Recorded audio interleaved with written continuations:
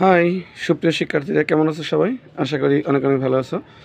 সুপ্রিয় শিক্ষার্থীরা, তোমরা যারা ষষ্ঠ, সপ্তম এবং অষ্টম শ্রেণীতে পড়ো তাদের জন্য খুবই মজার একটা জ্যামিতিক প্রশ্নের উত্তর এবং ব্যাখ্যা নিয়ে চলে আসলাম। আর সেটা হলো, ঘুড়ি কাকে বলে? সম্মানিত বন্ধুরা এবং আমার প্রিয় শিক্ষার্থীরা, তোমরা যারা এখন শৈশবকাল পার করতেছো, বিশেষ করে যারা ষষ্ঠ, সপ্তম, অষ্টম শ্রেণীতে পড়ো, তারা অনেকেই কিন্তু আকাশে ঘুড়ি উড়াও। ঘুড়ির সাইজটা বা ঘুড়ির আকৃতিটা কেমন তোমরা কিন্তু নিশ্চয়ই জানো। আমরাও কিন্তু ছোটো সময়ে অনেক ঘুড়ি উড়িয়েছি, অনেক ঘুড়ি বানিয়েছি, কিন্তু কখনো কি খেয়াল করেছো ঘুড়িটা দেখতে কেমন, ঘুড়ির আকৃতি কেমন, অ্যাকচুয়ালি ঘুড়িটা কেমন হয়? জি, আমরা ঘুড়ি কেমন হয়, ঘুড়ি দেখতে কেমন, সেই বিষয়টাই আজকে চমৎকার করে খুবই সুন্দর করে ব্যাখ্যাসহ দেখব চিত্রটা। চলো শুরু করি। কত সুন্দরভাবে আমরা ঘুড়ির আকৃতি, ঘুড়ি কিভাবে আঁকা যায়, ঘুড়ি দেখতে কেমন, অ্যাকচুয়ালি জ্যামিতিকভাবে ঘুড়ি কাকে বলে, ঘুড়ির সংজ্ঞা কী, ব্যাখ্যা কী, আমরা এখনই জেনে নেব। তো ঘুড়িটা আগে প্রথমে এঁকে নিই। এই হচ্ছে আমি একটা বিন্দু নিলাম, এই হচ্ছে একটা বিন্দু নিলাম, এই হচ্ছে একটা বিন্দু নিলাম, এই হচ্ছে একটা বিন্দু নিলাম।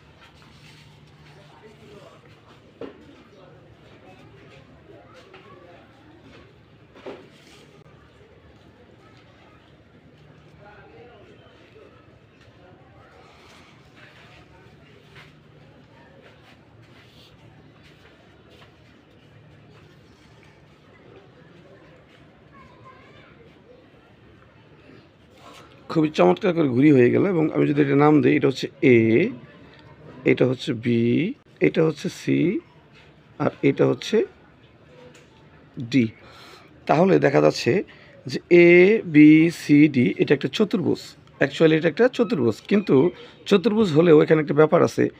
এই বাহু সমান এই বাহু, এবং এই বাহু সমান হচ্ছে এই বাহু। তার মানে একটা চতুর্ভুজের চারটা বাহু থাকে, তার মধ্যে এই একজোড়া সন্নিহিত বাহু পরস্পর সমান এবং এই একজোড়া সন্নিহিত বাহু পরস্পর সমান।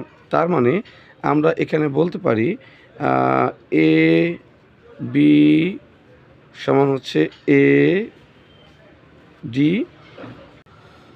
এবং বি সি সমান হচ্ছে সি ডি।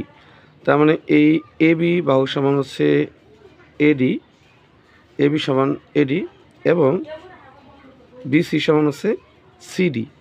তার মানে ঘুড়িটা আমরা যদি সংজ্ঞায়িত করি তাহলে কি হবে?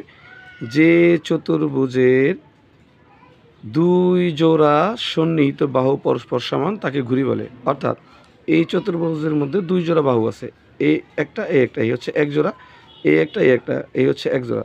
তার মানে এই এক জোড়া সমান এই এক জোড়া সমান। তাহলে যে চতুর্ভুজের দুই জোড়া সন্নিহিত বাহু পরস্পর সমান তাকে ঘুড়ি বলে। আশা করি আমার সুপ্রিয় শিক্ষার্থীরা খুবই মজা করে বুঝতে পেরেছ।